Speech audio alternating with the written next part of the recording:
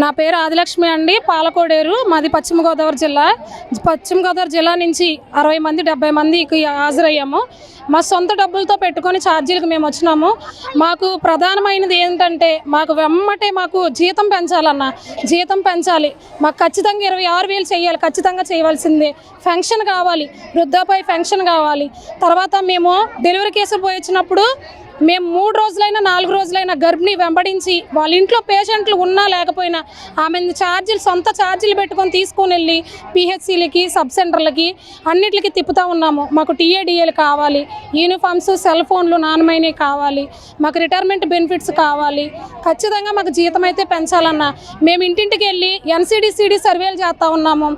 PMSA ప్రోగ్రాంలు చేస్తాను, ప్రధానమంత్రి మాతృత్వ వందన యోజన, ఇటువంటి కార్యక్రమాలన్నీ చేస్తూ ఉన్నాము. అవసరమైతే ఏఎన్ఎం లేకపోతే ఆ ప్లేస్లో ఆశా వర్కర్ ఉండి అక్కడ ఉన్న మొత్తం ఆ ప్రజలందరూ సర్వే చేస్తూ ఉన్నాము, జ్వరాలు సర్వే చేస్తూ ఉన్నాము.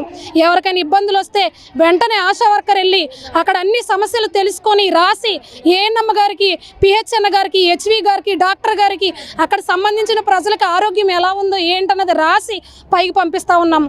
మమ్మల్ని ఎవ్వరూ గుర్తించట్లేదు. పోయిన ప్రభుత్వం మాకు హామీలు ఇచ్చింది, నెరవేర్చలేదు. ఇప్పుడు ఈ ప్రభుత్వం అయినా మేము నమ్మి ఓట్లు వేసినామన్నా.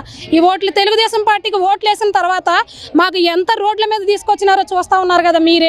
మాకు ప్రధానమైన డిమాండ్లు ఖచ్చితంగా మాకు అమలు చేయాలి.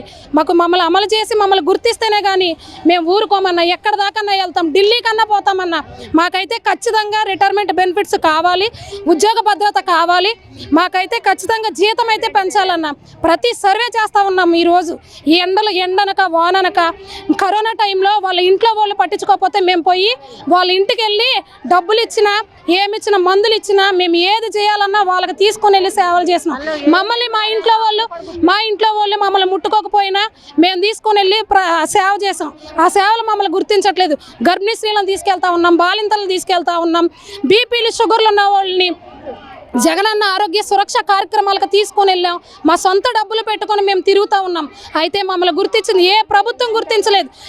ఈ 10,000తో మేము ఎలా పోషించబడాలి, మా పిల్లలు ఎట్లా పోషించబడాలి, ఇవన్నీ తెలుసుకొని ప్రభుత్వం అన్నీ తెలుసు. కానీ ఈ ఆశా వర్కర్ల పట్ల నిర్లక్ష్యం చేస్తూ మమ్మల్ని గుర్తించకుండా, మాకు జీతాలు పెంచకుండా మమ్మల్ని వెట్టి చాకిరీలు చేయిస్తూ ఉన్నారు. ఆ వెట్టి చాకిరీలను మాకు విముక్తి కావాలి.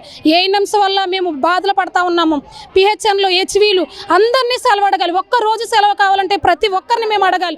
దాదాపు కనీసం డాక్టర్ దగ్గర నుంచి PHN, HV, ANM, health assistant, తర్వాత MLHB వాళ్ళంతా అడిగితేనే కానీ మాకు ఒక్క రోజు సెలవు కాదు.